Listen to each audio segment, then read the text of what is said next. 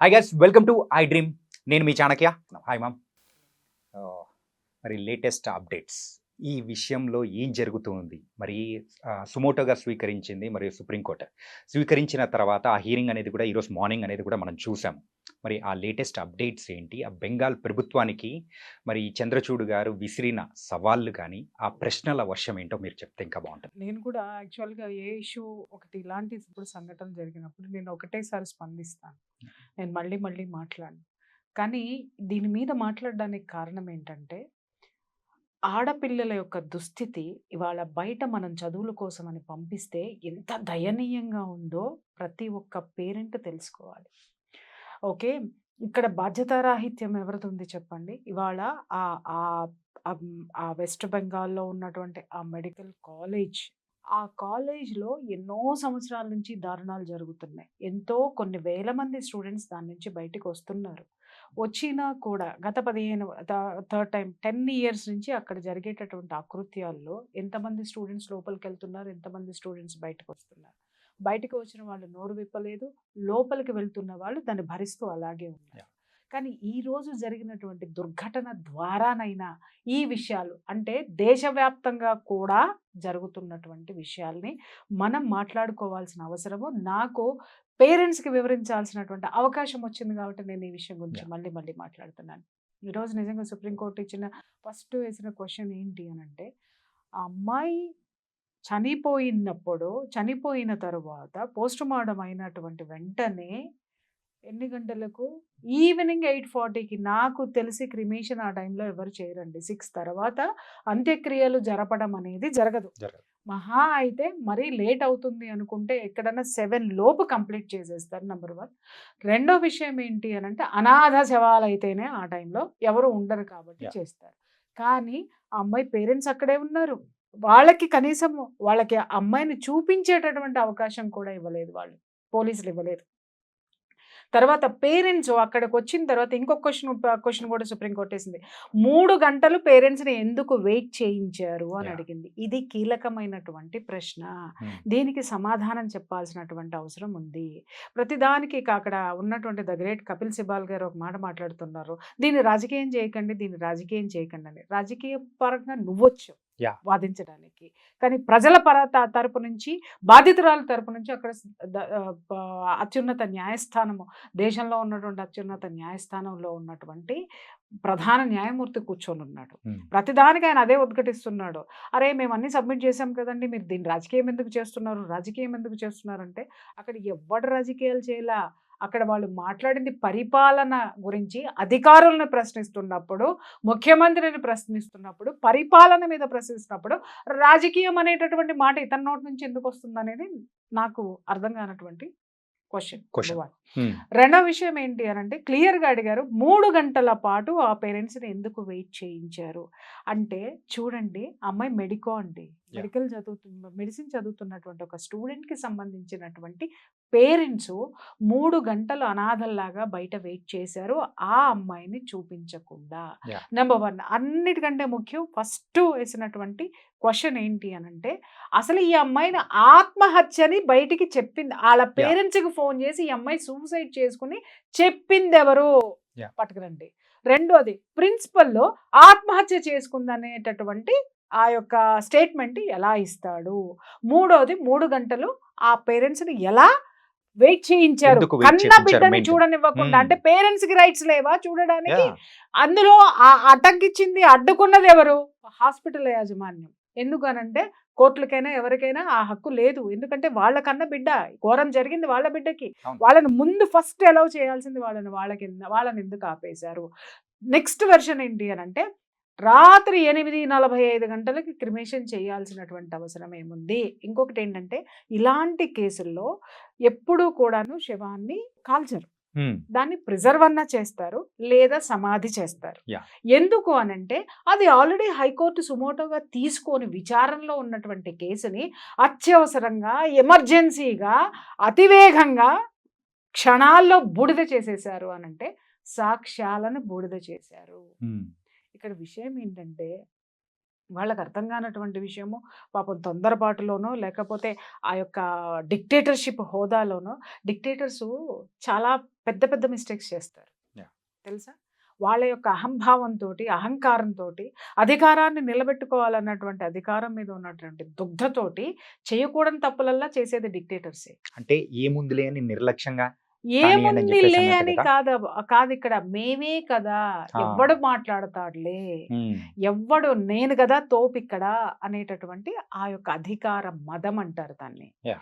అధికార కాంక్ష కాదు అధికార మదం ఉమ్, అధికార మదంతో చేసినటువంటిది అడిగేవాడు ఎవ్వడు లేడు అనుకున్నారు వచ్చారు కదా అడిగేవాళ్ళు ఫస్ట్ హైకోర్టు వచ్చింది తర్వాత సుప్రీం సుప్రీం కోర్టు కోర్టు వచ్చింది ఇంకెవరు కావాలి నీకు అడగడానికి అయిపోలేదా ఇంకొకటి ఇక్కడ నిజంగా పేరెంట్స్ ఇవాళ బెక్క చిక్కిపోయి ప్రాణాలు గుప్పెట్లో పెట్టుకుంటున్నారు ఏంటి అనంటే అరే మా పిల్లలు ఇక్కడ చదువుతున్నారు అనంటే రేపొద్దున మా పిల్లల పరిస్థితి ఏంటి ఇవాళ ఒక అమ్మాయి అత్యంత దారుణంగా కిరాతకంగా చంపబడితే తప్ప అక్కడున్న పేరెంట్స్ తెలుసుకోలేకపోయారు అక్కడ ఏ దారుణాలు జరుగుతున్నాయో అక్కడ అసలు జనాలకు ఎవరికి తెలియదు అక్కడ ఏం జరుగుతున్నాయో అక్కడ జరుగుతున్నాయని తెలిసినా కూడా ఆ కాలేజ్లో సీటు వచ్చినా కూడా అక్కడే చదివించారంటే గతి లేక చదివించారా లేకపోతే మాకేం కాదు అనేటటువంటి భరోసాతోటి లేదా ఏదో సామెత ఉంది నలుగురిలో నారాయణ గుంపులో గుంపులో గోవింద గోవింద. పిల్లల్ని మీరు కూడా అలాగే ఉండండి ఏదో ఒకటి చదువుకుని బయటకు వచ్చేసేయండి చదువుకుని మీరు వైద్యం అయితే చేసేసేయండి బతుకుంటే వైద్యం చేయండి లేకపోతే బతకపోతే ఇలాగే మీరు వైద్యం చేయించుకోండి పోండి అని పేరెంట్స్ పంపించారా ఇక్కడ అర్థం కాని సుప్రీంకోర్టు అడిగినటువంటి కీలకమైనటువంటి విషయంలో ఈ పాయింట్ నాకు అర్థమైంది పేరెంట్స్ ఎలా వదిలేశారు ఇన్ని అకృత్యాలు జరుగుతున్నాయి అక్కడని ఎవరికి తెలియదా ఇదే ఫస్ట్ టైమా ఆ అమ్మాయి మాట్లాడితేనే వచ్చిందా ఆ అమ్మాయి ఎన్ని గొంతుకలు ఇలా నులిమేశారు ఇది చెప్పండి నాకు ఫస్ట్ మనం ఆలోచించాల్సినటువంటి అండ్ ఇంకొకటి ఏంటంటే ఈ ఆర్జేకర్ అంటే ప్రీవియస్ హిస్టరీ అనేది కూడా చూసుకుంటే మనం 2001 నుంచి ఇలాంటి మరణాలు మిస్టరీ మరణాలు కూడా చాలా వరకు జరిగిన రికార్డ్స్ కూడా ఉన్నాయి. 23 సంవత్సరాల నుంచి జరుగుతుంటే జరుగుతున్నాయి. నోరు విప్పనటువంటి జనాన్ని చూసి మనం జాలిపడాలా లేకపోతే అధికారం చెలాయిస్తూ ఈ దాష్టీకాల్ని పెంచి పోషిస్తున్నటువంటి ద గ్రేట్ పొలిటీషియన్స్ని మనం ఈ ఉరిశిక్ష ఎవరికి వేయాలి ఉమ్, ఎవరికి వేయాలి కానీ ఇవాళ ఒక ఆడపిల్ల అత్యంత దయనీయంగా వీళ్ళ యొక్క ఒకళ్ళ నిర్లక్ష్యము మరొకళ్ళ దౌర్జన్యము ఈ రెండిటి మధ్య అతి దారుణంగా కిరాతకంగా ఒక ఆడపిల్ల బలైపోలేదా Yeah. సో ఈ ప్రశ్నలన్నిటికీ రేపొద్దున ఆ ప్రభుత్వం సమాధానం చెప్పాల్సినటువంటి అవసరం ఎంతైనా ఉంది అంటే ఇదే కాకుండా మీరు ఇందాక చెప్పిన పాయింట్ లో ఈవినింగ్ 8:30 కల్లా క్రిమేషన్ అనేది చేసేసారు. Mm. కాకపోతే ఆ క్రిమేషన్ చేసే ముందు అక్కడ 3 శవాలు అనేది కూడా ఉన్నాయి. సో అంత Ah. ఎమర్జెన్సీగా చేయాల్సిన అసలు అవసరం ఏముంది అని చెప్పి ఇది అంటే వాళ్ళ డాడ్ చెప్పారు. ఎగ్జాక్ట్లీ సుప్రీంకోర్టు కూడా దాన్ని దాన్ని ఉదహరించింది పాయింట్ కదా. తీసుకున్నారు.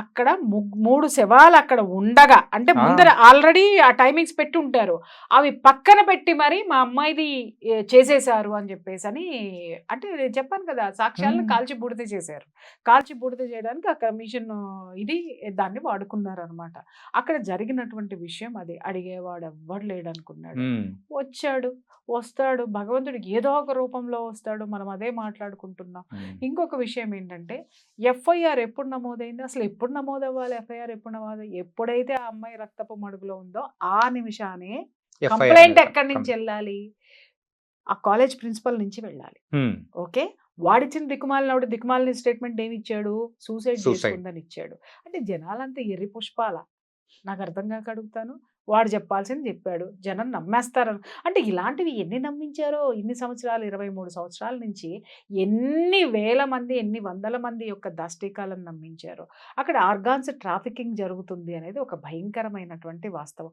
మరి ఇన్ని జరుగుతుంటే నాకు అర్థం కాలేదు ఈ సోకాల్డ్ మేధావులందరూ ఎవరన్నా డైట్ గురించి ఎవరన్నా మాట్లాడుతున్నారంటే పుంకాలుగా దిగిపోయి బ్యాచ్లు దిగిపోయి వారాల తరబడి డిస్కషన్లు పెట్టి వాళ్ళ జీవితాలను నాశనం చేసి అవతల వారేస్తారు లేదా చిన్న గోరంత ఇష్యూ ఎక్కడన్నా చిల్లర విషయాల మీద గంటలు డిస్కషన్స్ పెట్టేటటువంటి మీడియా డిస్కషన్స్ లో మాట్లాడే వాదనలు గెలిపించుకునేటటువంటి సోకాల్డ్ మేధావులకి 23 సంవత్సరాల నుంచి కొంతమంది మేధావులు మాట్లాడతారు అక్కడెక్కడో ఏదో జరిగితే నేనే కాపాడా ఇక్కడ ఎక్కడెక్కడో ఏదో అయితే నేనే కాపాడా, నేనే చేశా అనే మేధావి, ప్రపంచం మొత్తం ఉన్నటువంటి మేధావులు ఎక్కడ ఏ సంఘటన జరిగి విజయవంతమైనా నేనే ఉన్నా, ఎంక్వైరీలో నేనే ఉన్నా, దాన్ని నేనే బయటికి తీసా అని మాట్లాడేవాళ్ళు. ఈ మేధావులందరూ వీటిని ఎందుకు బయటికి తీయలేదు ఇన్ని సంవత్సరాలు అనేది నాకు చాలా పెద్ద ప్రశ్నగా మిగిలిపోయింది. Yeah. తరువాత ఇంత జరిగినా కూడా ఈ మేధావులు ఎక్కడ ఒక్క మాట మాట్లాడలే. ఇప్పుడు మాట్లాడుతున్నారు, ఇన్ని రోజుల తర్వాత మాట్లాడుతున్నారు. ఏమని మనం కూడా ఒకటి వేస్తే పోలేదా అన్నట్టుగా మాట్లాడుతున్నారు. బాధ్యతాయుతమైనటువంటి ఆ యొక్క చర్యలు ఎవరికి ఉన్నాయి? ఎవ్వరికీ లేవు. కాబట్టే ఇవాళ ఇంత నిర్లక్ష్య ధోరణి ఎవరిలో ఉంది?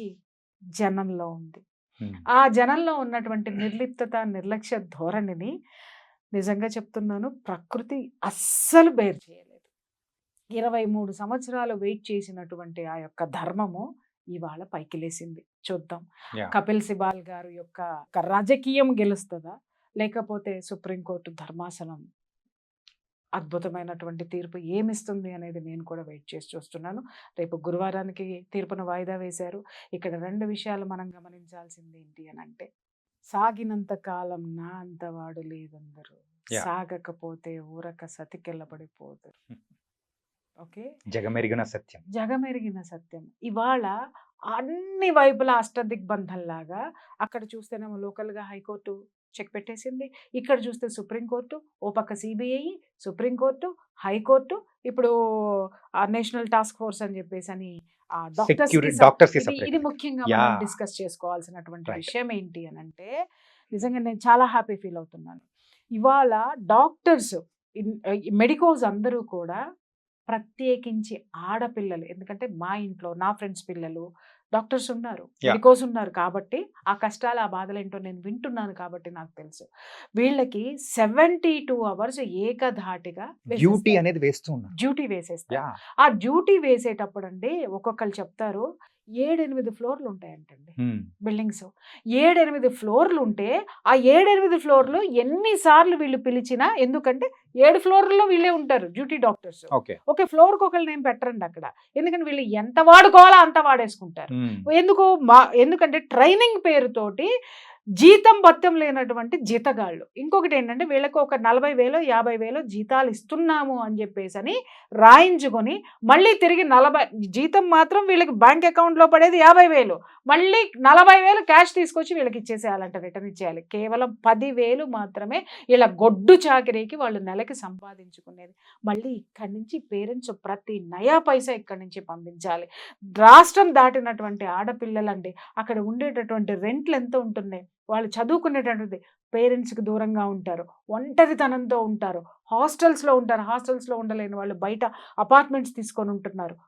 వాటి రెంట్స్ వీళ్ళకి ఇక్కడ ఏదైనా జరిగిందంటే చెప్పుకోవడానికి పేరెంట్స్కి దూరంగా ఉంటారు. వాళ్ళు చెప్పుకోవాల్సింది ఎవరికి? ఫ్రెండ్స్కి మాత్రం. ఇంకొకటి ఏంటంటే 72 hours 32 hours వేస్తున్నారు అని అంటే, ఇక్కడ ఉద్దేశం ఏంటి? వాళ్ళకి చాలా మంది నేను చెప్పాను కదా, నా ఇంట్లోనూ నా చుట్టుపక్కల ఫ్రెండ్స్ పిల్లలు కూడా ఉన్నారు. వాళ్ళు చెప్పేది ఏంటి అని అంటే, వీళ్ళకి ప్రొఫెసర్స్ ఉంటారు చూసారా, గ్రడ్జ్ అంటండి వీళ్ళ మీద.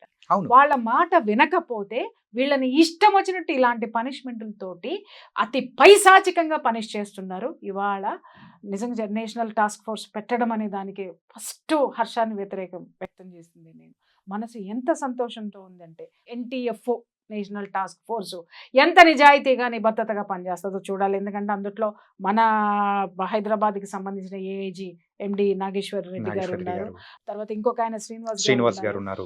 సో వీళ్ళు తెలుగు వాళ్ళే, మన పిల్లల్ని, మన ఆడపిల్లలకి సంబంధించి, ఎందుకంటే వీళ్ళకి ప్రైవేట్ హాస్పిటల్స్ ఉన్నాయి, ఒక ఆయన ప్రభుత్వం దాంట్లో చేస్తున్నాడు, ఒక ఆయనకి కార్పొరేట్ హాస్పిటల్ ఉంది. కానీ వీళ్ళు కనీసం ఒక బాధ్యతని, ఇవాళ వీళ్ళ మీద పెట్టినటువంటి బాధ్యత ప్రభుత్వంలో వీళ్ళకి ఇచ్చిన పదవి కాదండి, కొన్ని వేల మంది మెడికోల యొక్క జీవితాలు, ఆడపిల్లల మాన ప్రాణాలు ఇవాళ వాటి యొక్క భద్రతకి సంబంధించినటువంటి అంశం వీళ్ళ చేతుల్లో ఉంది. అది వీళ్ళు చాలా గుర్తించి బాధ్యతాయుతంగా చేయాల్సినటువంటి అవసరం అయితే ఈరోజు చాలా ఉంది. నిజంగా వాళ్ళకి పెట్టే టార్చర్లు ఏంటి అని అంటే, వీళ్ళు వాష్రూమ్స్ ఉండవు సరిగ్గా. ఎంత భయంకరమైన విషయం, డే అండ్ నైట్ అండి వాళ్ళు డ్యూటీలు చేస్తున్నప్పుడు వాటర్ తాగితే వాష్రూమ్కి ఎక్కడ వెళ్ళాల్సి వస్తుందోనని వీళ్ళు గొంతు మాత్రమే తడుపుకుంటారు తప్ప సఫిషియంట్ మనకి చెప్తారు మళ్ళీ వీళ్ళు రోజుకి 2 లీటర్ల వాటర్ తాగండి, టైంకి అన్నం తినండి, సన్లైట్కి ఉండండి, ఇంకొకటి ఉండండి. నేను అడుగుతున్నానండి, ఈ మెడికోస్ అందరినీ పాపం అడగండి, సన్లైట్ అంటే ఏంటో వాళ్ళకి తెలిసేమో. ఎందుకంటే డే అండ్ నైట్ డ్యూటీలు వేస్తారు, ఆ తర్వాత డే ఎలా ఉంటుందో నైట్ ఎలా ఉంటుందో తెలియక అలసి సొలసి పడిపోతారు. నేను ఇట్లాగే మా ఫ్రెండ్ వాళ్ళ పాపను అడిగాను అనమాట, ఏమ్మా నీకు అసలు ఎంత ఎంత చక్కగా ఉండే పిల్ల ఎలా అయిపోయిందో ఏంటి నాన్న అంటే, ఆంటీ అక్కడ ఉన్న వంట మనిషి అతి భయంకరంగా పెడుతుంది మాకు. ఎందుకంటే మన రాష్ట్రం కాదు, వేరే రాష్ట్రానికి సంబంధించిన వంటలు అని అంటే, అట్లా కాదు నాన్న, నీకేది ఇష్టమో వచ్చిన తర్వాత చెప్పు, నువ్వు చేయించుకోవచ్చు కదా పనమ్మాయితో అంటే, ఏంటి ఆంటీ వచ్చిన తర్వాత వాళ్ళతో చెప్పి చేయించుకునేంత ఓపిక మాలో ఉంటుందా? ఎప్పుడు ఈ రూమ్కి వెళ్ళిపోతామా, ఎప్పుడు పడుకునేసేద్దామా, వాళ్ళు అక్కడికి వెళ్ళిన పడుకుని తర్వాత కూడా కన్ను మీద కంటి మీదకి కునుకు ఇలా వాలిపోతూ ఉంటే కళ్ళు ఎప్పుడు మూసేసుకొని పడుకునేద్దామా, కనీసం తినేటటువంటి ఓపిక కూడా వాళ్ళకు ఉండట్లేదు. బలమైనటువంటి ఆహారాలు ఏం తీసుకోవాలో మనకి సజెషన్ ఇస్తారు, కానీ వాళ్ళకి ఆ వెసులుబాటు లేదు, సరైన ఆహారం లేదు, నిద్రలు లేవు, వాళ్ళకి సంబంధించినటువంటి ఆ యొక్క ఫెసిలిటీస్ లేవు. ఆడపిల్లలు వాళ్ళ చిత్రవద ఎవరైనా అనుభవిస్తున్నారంటే మెడికోస్.